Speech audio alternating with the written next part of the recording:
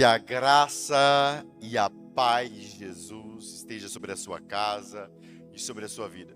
Estamos aqui para liberarmos uma palavra da parte de Deus para o seu coração. Você que está nos assistindo, que tem nos acompanhado aqui, eu quero pedir a sua ajuda, o seu engajamento nesse trabalho de liberarmos uma palavra de Deus sobre essa geração aqui nessa live. Quando você compartilha, quando você comenta na live, quando você curte, você está dizendo para o algoritmo que esse assunto é interessante para você, que a palavra de Deus é interessante para você e você está ajudando outras pessoas a receberem a palavra de Deus. Amém? O título da mensagem de hoje que eu quero compartilhar com você é: eu não sou direita e nem esquerda, eu sou o evangelho da reconciliação.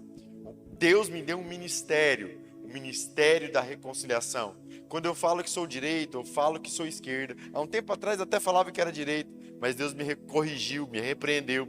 E eu quero aqui compartilhar isso com você. Porque quando eu tomo partido de algum lado, eu estou contrário ao que a palavra de Deus diz. Porque a palavra de Deus diz que eu tenho o evangelho da reconciliação e tenho a responsabilidade do ministério da reconciliação. O texto que eu quero compartilhar com você está lá em 2 Coríntios, capítulo 5, versículo 18, 19, 20 e 21. 2 Coríntios 5, 18, diz assim: e tudo isso provém de Deus, que nos reconciliou consigo mesmo por Jesus Cristo, e nos deu o ministério da reconciliação. Versículo 19.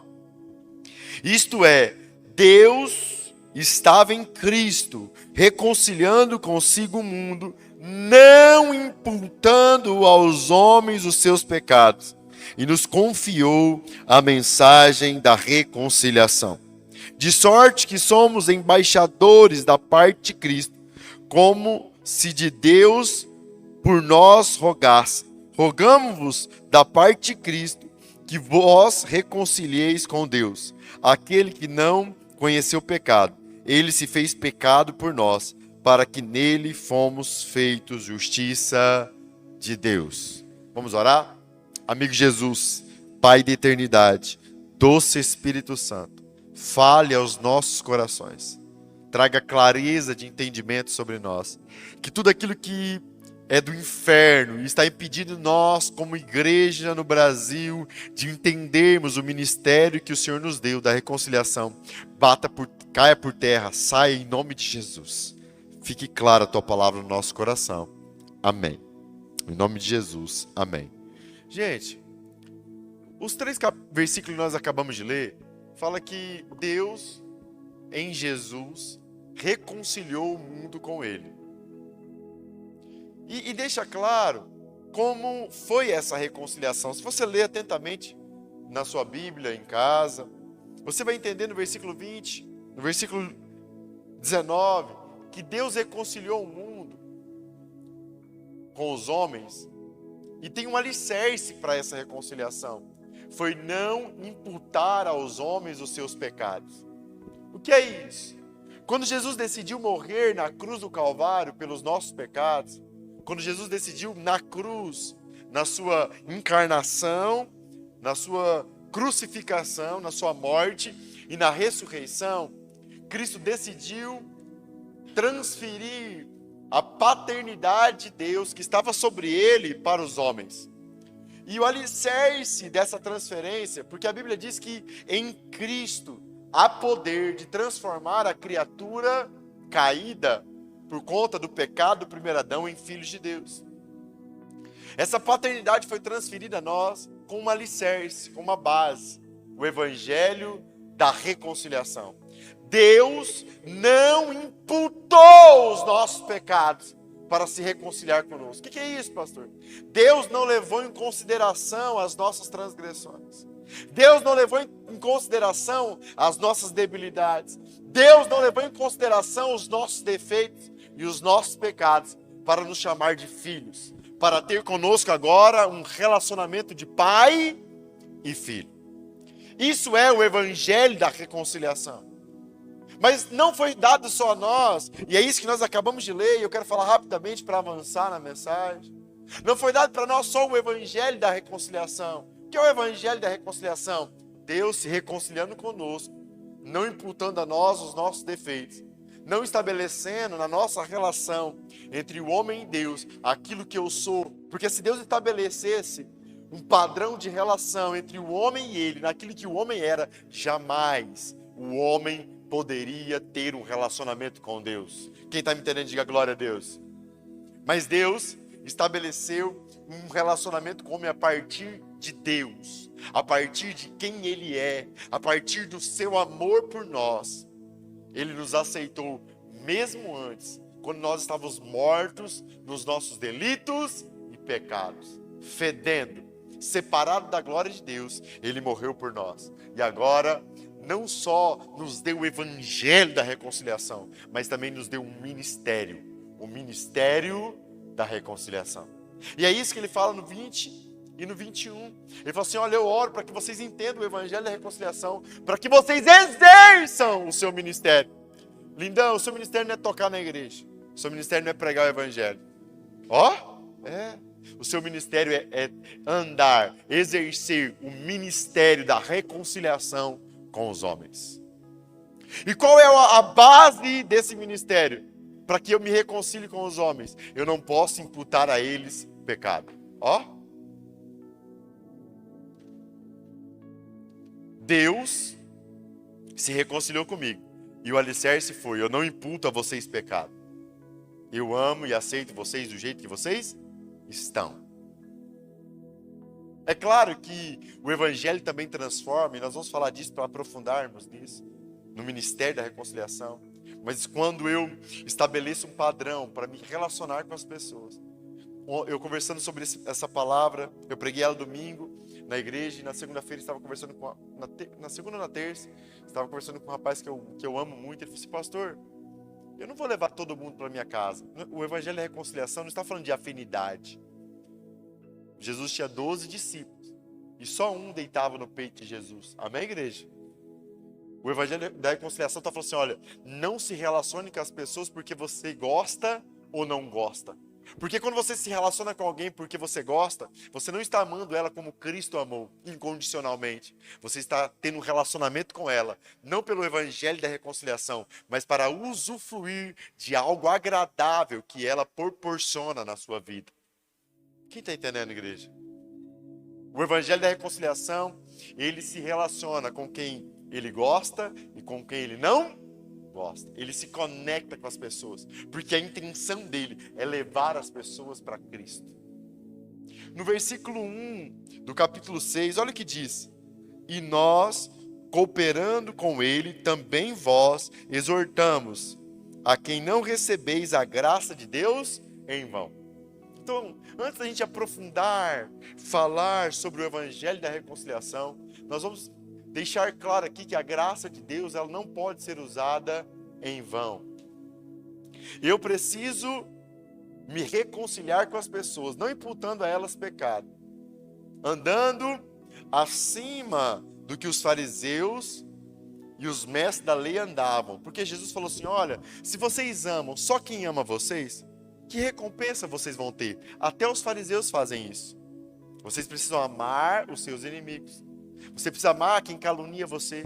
Você precisa exercer o ministério da reconciliação com quem te rouba, com quem fere a sua face. Você precisa caminhar com aquele que está desagradando você, para que você de fato exerça o ministério da reconciliação. Então, para que eu tenha reconciliação com o irmão, eu não posso imputar a ele os seus defeitos, mas preciso me ligar a ele acreditando que Cristo me aceita como eu sou, e eu preciso aceitá-lo como ele é. Mas para que a gente aprofunde um pouco mais no final dessa mensagem e faça um apelo em cima desse alicerce, eu preciso falar para você que o evangelho, ele é também transformação.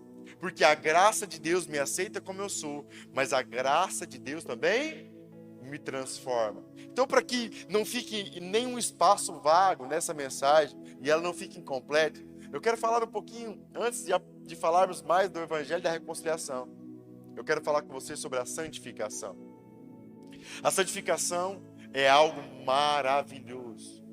A santificação é você sendo aceito pelo Evangelho da reconciliação com o Deus que não imputou a você pecado para ter intimidade com você. Mas não só agora, Ele te aceita do jeito que você é. Ele é poderoso para desfazer em você toda a obra das trevas. Tudo aquilo que o diabo produziu, tudo aquilo que o diabo gerou na sua alma, na sua identidade, tudo aquilo que o diabo gerou no seu interior, agora o Evangelho vai te aceitar como você é. E se você não usar a graça de Deus em vão, essa graça também vai te transformar de glória em glória. Mas quantos de nós estamos com dificuldade até de ouvir a palavra santificação? Porque estamos tentando produzir santificação a partir dos nossos esforços. Estamos tentando produzir transformação em nós e nas pessoas na nossa volta, na força do nosso braço. Existe uma palavra na Bíblia, que está lá em Jeremias, que muita gente confunde. Eu estou falando muito rápido, gente? Está ficando claro? Existe uma palavra que diz assim, olha, maldito é o homem que confia no homem, que alicerça a sua vida na força do seu braço. A casa dele vai estar plantada no deserto. Ele vai sofrer muito. Mas bendito é o homem que confia no Senhor. Ele será como árvore plantada à beira do ribeiro. Ele vai dar fruto a tempo e a fora de tempo. Quando a Bíblia diz que é maldito o homem que confia no homem, ele não está falando maldito o homem que confia em outro homem. Ele está falando assim, maldito é o homem que confia na sua própria força, na sua própria habilidade, para a santificação na sua vida, que é algo maravilhoso. A santificação é Deus te libertando de tudo aquilo que te escraviza. Conhecereis a verdade vos libertará. Se relacione com Deus, que não imputou o pecado para ter intimidade com você. Tenha intimidade com esse Deus todos os dias, que Ele vai destruir na sua vida tudo aquilo que te faz mal. E Ele vai refazer você de dentro para fora. Mas eu quero deixar claro duas características de pessoas, na verdade, os dois extremos, a direita e a esquerda, o legalismo e a libertinagem, que nós temos alicerçado a nossa vida religiosa, a nossa vida dentro da igreja, porque aprendemos errado, que precisamos andar em santificação, mas a partir do alicerce que eu consigo me limpar, que eu consigo me transformar, que a relação minha e Deus não está alicerçada em quem Deus é, e não está alicerçada naquilo que Cristo fez por mim na cruz, mas está alicerçada na minha capacidade de ser transformado. E essa mentira tem matado as pessoas, e levado as pessoas ao extremo da libertinagem, da graça barata, da esquerda, e ao extremo do legalismo, da hipocrisia, da falsidade, da direita. Quando eu alicerço a minha vida religiosa, a minha vida dentro da igreja, a minha vida espiritual, nas minhas forças, na minha capacidade, eu vou aceitar a condenação. O que é aceitar a condenação, pastor? O diabo, ele vai se levantar contra a sua vida e vai te acusar. Porque a única arma, a única ferramenta que o diabo tem para te destruir é a acusação. Porque quando o diabo te acusa e você aceita a acusação na sua mente, você está dizendo assim, olha, eu não tenho uma vida com Deus porque Cristo morreu por mim, me deu o evangelho da reconciliação, não imputou a mim pecado para se relacionar comigo. Eu me relaciono com Deus porque eu tenho algo de bom para dar para Ele. Quem está me entendendo, igreja? E todas as vezes que você aceita a condenação, porque, igreja, nós não podemos nos relacionar com Deus baseado e firmado em quem nós somos. Precisamos nos relacionar com Deus firmado em quem Jesus é. Ele se reconciliou comigo, não imputando a mim os meus pecados. Então eu tenho acesso a Ele todos os dias, Henrico, não porque eu sou. Eu tenho acesso a Ele todos os dias porque Ele é. Mas a religiosidade tem nos matado. E nós queremos ter uma vida com Deus a partir da força do nosso braço, confiando na nossa habilidade. E todas as vezes que fazemos isso, como eu já disse, o diabo vai nos acusar. Porque nós não vamos conseguir vencer o pecado sem Jesus. É impossível.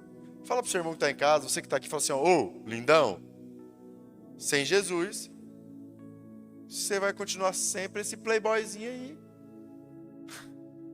Sem Jesus você vai ficar sempre esse pecador. Sem Jesus você vai continuar no mesmo pecado a vida inteira. Se você não alicerçar a sua vida em Jesus, naquilo que Jesus fez por você. E quando você cometer um erro, você vai receber uma acusação do diabo. Vai ou não vai, igreja? E aí você vai descambar para um dos dois lados. A libertinagem ou o legalismo. Porque você vai olhar para você e vai falar assim, ó, como a esquerda fala, não tem jeito para mim. O homem nasceu assim, com esse problema, e ele vai viver assim o resto da vida. Ele é assim, ninguém se transforma. Essa é o alicerce da libertinagem. E aí quando você aceita essa condenação na sua mente, o que você faz, igreja? O que você faz? Você sai e fala, vou desgramar minha vida tudo logo, vou tocar o terror, porque não tem jeito para mim. Você vê a mentira do inferno sobre a sua vida, igreja? Agora o outro extremo, o extremo da direita, o extremo do legalismo, da hipocrisia. Você comete um erro e aí você tem vergonha de assumir quem você é. E quando você tem vergonha de assumir quem você é, você se esconde, veste uma roupa de santidade, sai destilando ódio por onde você passa em nome de Jesus. Começa a falar, ladrão bom é ladrão morto. Começa a distorcer tudo aquilo que Cristo ensinou.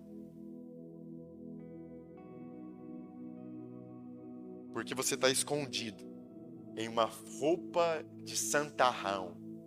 Santidade sem misericórdia não é a santidade de Deus. Fala comigo, você que está aqui e você que está em casa, escreve. Santidade sem misericórdia não é a santidade de Deus. Porque a santidade de Deus, igreja, a misericórdia desse Deus santo se renova a cada manhã. E misericórdia é sentir a miséria do irmão. Toda vez que você vê alguém, o santarrão, ele veste uma roupa de santidade, ele se esconde, ele esconde o seu pecado lá dentro, não deixa ninguém ver, sobe numa caixa de tomate e ele tem o dom do julgamento do inferno. Ele vive julgando os seus irmãos. Tiago fala assim, olha, não julgue o seu irmão. Só um é o juiz e o legislador, o que tem capacidade de nos julgar. Jesus Cristo de Nazaré. Quando você julga o seu irmão, você está querendo colocar o seu trono acima do trono de Jesus. Quem fez isso no céu, igreja? O diabo. Você entende os extremos que nós estamos caminhando? Ano passado eu até falei aqui que eu era de direita. Mentira, eu não sou, me perdoa. Eu não sou nem da direita e nem da esquerda. Eu não sou de nenhum desses extremos. Eu sou do evangelho da reconciliação. Que Deus me aceita, não imputando a mim pecado, e me aceita do jeito que eu sou. E em Deus, nele, alicerçado a minha vida nesse evangelho, não nas minhas forças, sou transformado de glória em glória. Você está entendendo isso ou não? Pastor, mas como é o processo de ser transformado em Deus então? O processo é simples. Começa você deixando de alicerçar a sua vida em quem você é. A sua paternidade de Deus sobre você não é porque você é bonito, não é porque você é playboy. Tem um playboy aqui, o Mateus, um dia eu vou apresentar ele para vocês, gente. O homem troca de roupa 4 vezes por dia, toma 70 banhos por dia e corta o cabelo toda sexta-feira. O bicho pensa no filho playboy que eu tenho. A primeira coisa que você precisa fazer é parar de alicerçar a sua relação com Deus a partir de quem você é. É você deixar e começar a alicerçar a sua vida na sua relação com Deus, em quem Cristo é. Ele é a rocha inabalável. Ele te aceita do jeito que você é. Ele não imputou a você pecado para ter uma vida de intimidade com você. Ó. Não importa o que você faça hoje, não importa o que você fez ontem, e não importa o que você vai fazer amanhã. Ele morreu para ter você. E para te dar Ele disponível para você todos os dias. E quando você começa a alicerçar a sua vida em quem Cristo é, começa de verdade um processo de transformação na sua vida. Porque Cristo, Ele vai também produzir em você tristeza. Porque o pecado produz tristeza em nós e morte. Amém, igreja? A Bíblia diz em Coríntios capítulo 7, não sei se é primeiro ou segundo, mas eu sei que é o 7, que existe a tristeza do mundo que gera em nós morte. E a tristeza segundo Deus que gera em nós vida. Então, quando você alicerça a sua vida em quem Cristo é, você vai ter uma vida de intimidade com Ele. E a primeira coisa que essa vida de intimidade vai te dar é Deus revelando para você quem você é. E é fácil conhecer a nós mesmos, igreja? É fácil, igreja? Não, pensa num trem difícil. Doloroso é saber quem eu sou. Esses dias Deus mostrou um pecado de mim tão terrível, mas tão terrível, mas tão terrível, que eu confessei para umas 3 pessoas só. Eu não sei se foi 2 ou 3, tão vergonhoso que eu fiquei, tanta vergonha que eu fiquei daquele pecado. Existe uma pessoa no nosso meio que eu amo demais, eu não vou falar nome, mas eu vou confessar aqui para me perder essa vergonha, que eu achava que eu amava essa pessoa. Essa pessoa ficou doente e eu fiquei com medo dessa pessoa morrer. Mas não fiquei com medo dela morrer porque eu ia perder ela. Fiquei com medo dela morrer e eu perder o serviço dela. Ó. Quando Deus me mostrou isso, vocês estão entendendo a podridão do meu pecado? Quando Deus me mostrou isso, eu me envergonhei de mim mesmo. E eu me senti uma tristeza no meu coração. Porque não é fácil Deus mostrar quem você é. É, igreja? Então, quando você alicerça a sua vida em quem Jesus é, você vai ter uma intimidade com Deus. E Ele vai mostrar para você quem você é. E isso vai produzir tristeza segundo Deus no seu coração. Mas essa tristeza, igreja, ela não veio para te matar, mas para gerar em você vida. Mesmo entristecido, mesmo sabendo a desgraça que tem dentro de você, você continua tendo uma vida de intimidade com Deus. Porque a sua vida não está alicerçada em quem você é, está alicerçada em quem Cristo é. Você tem intimidade com Ele não porque você é bom, mas porque Ele é bom. E aí, mesmo sabendo e entristecido por saber quem você é, você persevera no lugar de intimidade. E quando você persevera nesse lugar, você vê na face de Cristo a revelação do Deus Pai.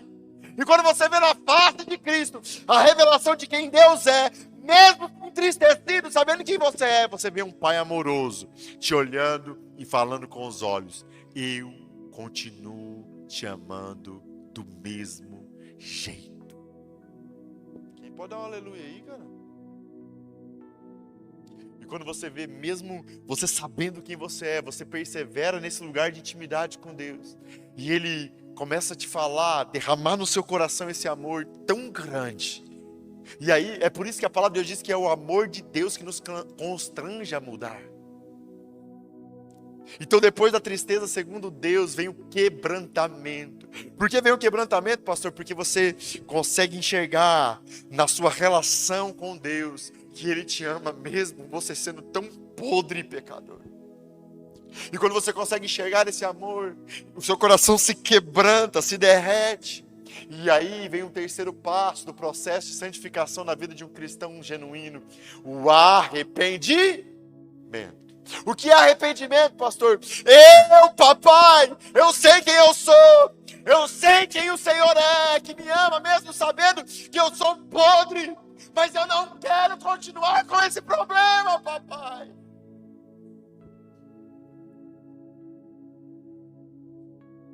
Porque na cruz foi destruída toda a condenação do pecado, mas a consequência do pecado ainda existe.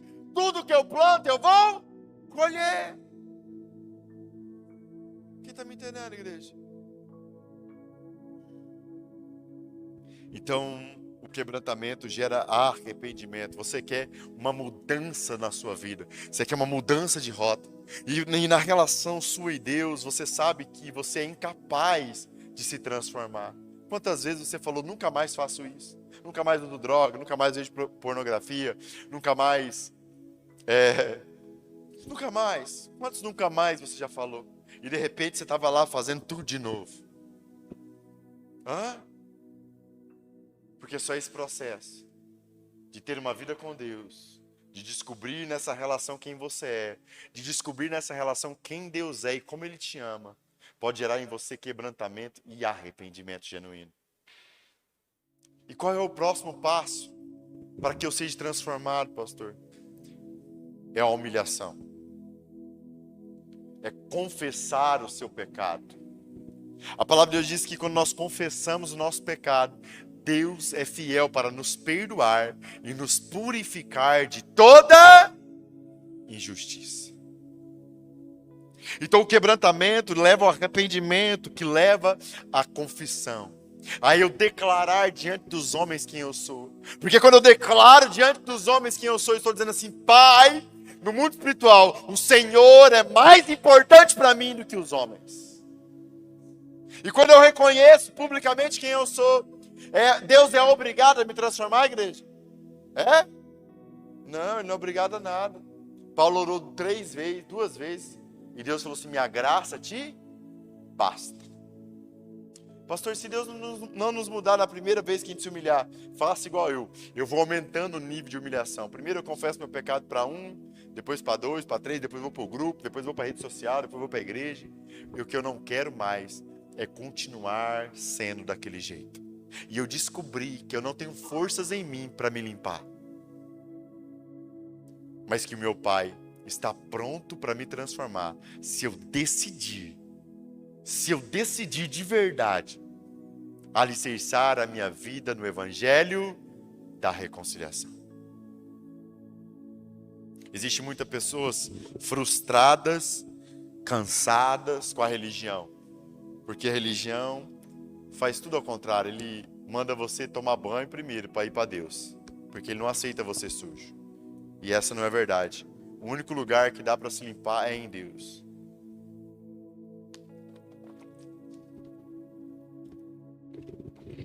Gente, comprar até uma garrafinha de água para mim hoje. É um milagre. Quem crê, diga glória a Deus. Pastor, por que você falou sobre santificação para falar do Evangelho da reconciliação? Para que não haja uma defraudação no seu coração sobre a plenitude do Evangelho. Você que está cansado, sobrecarregado e não consegue ser transformado, está lutando contra o mesmo pecado, contra as drogas, contra o adultério, contra a pornografia, contra a masturbação. Eu não sei qual que é o pecado que você está lutando. Sabe por que você está lutando com esse pecado há anos e não consegue vencer? Quem quer saber, fala, por quê, pastor? Porque você não está usufruindo do Evangelho da reconciliação. Você está alicerçado no Evangelho. Fala o seu nome, Evangelho do Rodolfo. Você está alicerçado na sua vida com Deus, naquilo que você é. Pastor, como é isso, pastor? Me explica melhor. Você quer saber se a pessoa anda no Evangelho da reconciliação? Quem quer saber, diga glória a Deus. Ela anda no ministério da reconciliação. Ela anda sobre a terra, se relacionando com as pessoas, não imputando o pecado da pessoa para ter intimidade com essa pessoa. Agora olha como nós estamos andando sobre a terra. Se você tiver a oportunidade de amar um pedófilo, o que você vai fazer? Você vai amar ele ou você vai querer matar ele? Quantas vezes você se reúne numa roda de amigos para falar mal dos políticos que roubam? Você está exercendo com eles o ministério da reconciliação? Quantas vezes você se reúne, você que está em casa, para falar dos pastores que roubam? Eu estava conversando essa semana com um amigo aqui, que eu caminho com ele tem uns 3 anos. E ele começou a falar mal de um outro pastor, na sua ignorância. E eu repreendi ele, com muito amor. Como a mãe acaricia um filho amamentando. Eu falei, você tem 3 anos, 4 anos que você caminha comigo. Você já me viu falar mal de alguém para você? Ele falou, não, pastor. E aí eu falei, sabe por quê, filho? Porque a primeira coisa que eu entendi da graça de Deus, que me transforma e me aceita diante de Deus do jeito que eu sou, é que a graça de Deus na minha vida não é para mim. A graça de Deus na minha vida é para que eu derrame sobre as pessoas. Deixa eu traduzir isso para você. O ministério da reconciliação na sua vida não é simplesmente para você, lindão. É para você exercer sobre a vida das pessoas que estão à sua volta. Sabe por que você está patinando no mesmo problema a vida inteira? Porque você tomou um lado. Vou falar aqui melhor. Você é da direita ou da esquerda? Porque você prefere ir para os extremos do que andar segundo o que a palavra de Deus diz. Você não quer andar no seu ministério, o da reconciliação. Você criou um padrão para se relacionar com as pessoas, que não é Cristo. Porque se o seu padrão fosse Cristo, a base da sua relação com elas não é se você gosta ou se você não gosta delas. A base da sua relação é não imputar a ela os defeitos dela para ter intimidade com essa pessoa. Você consegue entender porque o mundo não consegue ver diferença do mundo para a igreja? O mundo não vê diferença de nós para eles porque nós se relacionamos com os homens, com as pessoas como eles se relacionam. O nosso interesse não está em se reconciliar com as pessoas de verdade, para viver o evangelho da reconciliação, sendo transformado e reconciliar o mundo com Deus. Mas a nossa intenção está em usar as pessoas para fazer algo que nos agrade, para que nós possamos nos sentir melhor.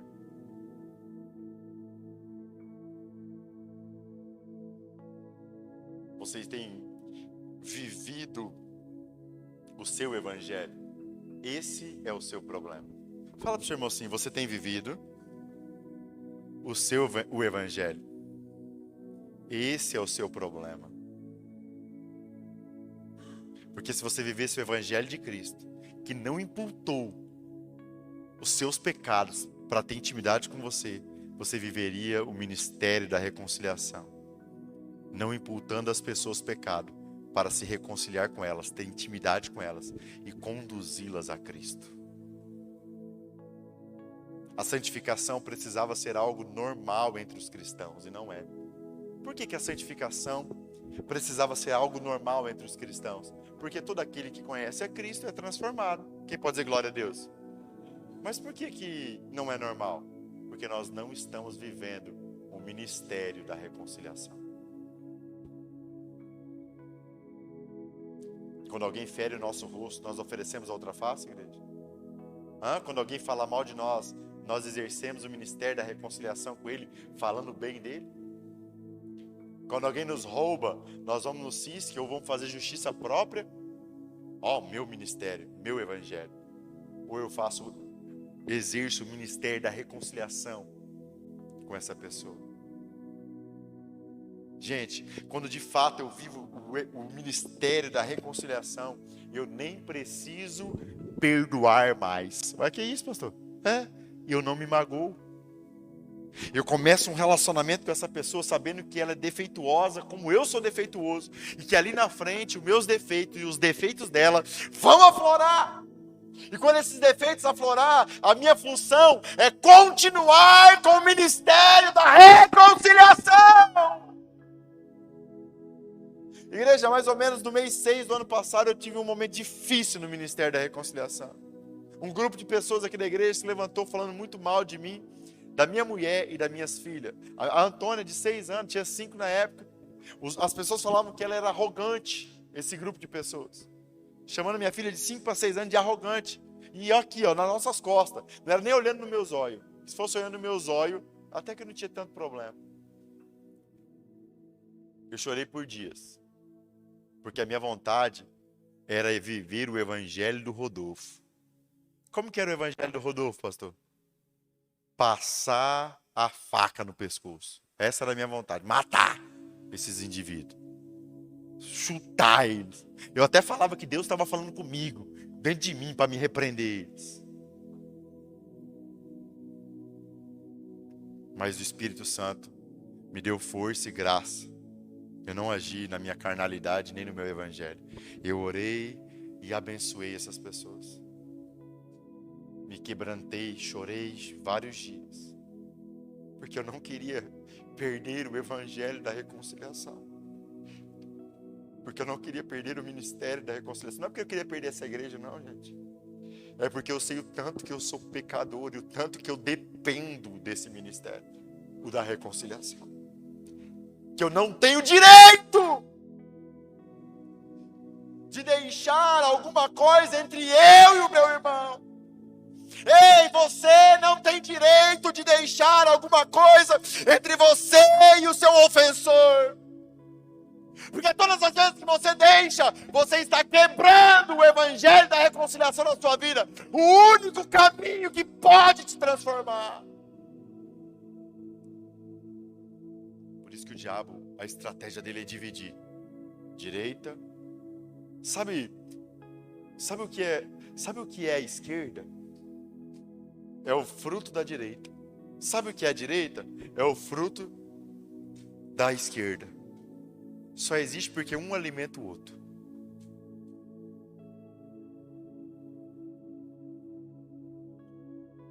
Porque nós não queremos viver o evangelho da reconciliação.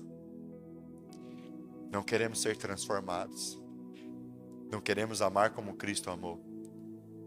Não queremos nos entregar aos relacionamentos pessoais como Cristo se entregou.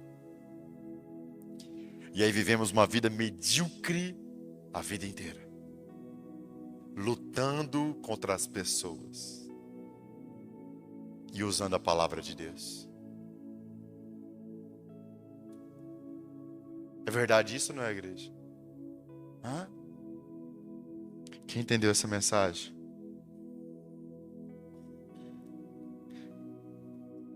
O Espírito Santo fala no meu coração que Ele quer tocar em algumas pessoas que ouviram essa palavra. Na verdade, Ele quer tocar em todas. Mas como você ouviu aqui, só existe um jeito de Ele te tocar. Aonde haver arrependimento genuíno. E como começa o arrependimento sobre essa mensagem?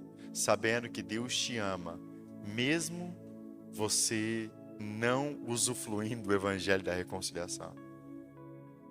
Que a sua vida com Ele não está alicerçada em quem você é, mas em quem Ele é. Ele quer revelar quem você é. Ele quer te transformar. Ele quer trazer tudo aquilo que Ele escreveu sobre você antes da fundação do mundo para que você viva sobre a terra. Mas você precisa renunciar ao teu evangelho. Não sei se é o da direita e eu não sei se é o da esquerda. Eu não sei se é da hipergraça, da libertinagem, ou se é do legalismo, da hipocrisia, da mentira. Não sei. Você precisa renunciar a ele. Quem ficar em pé na sua casa, quando você ficar em pé aí, onde você estiver, você vai estar dizendo assim: eu vivi o evangelho, o meu evangelho. Eu fui para extremos.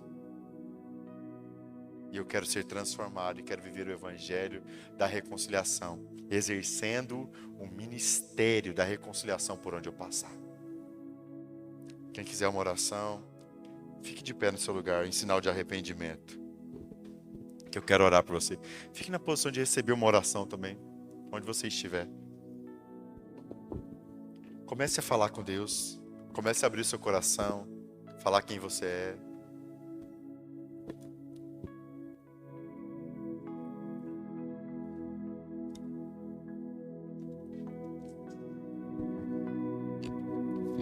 Isso é arrependimento. Reconheça quem você é.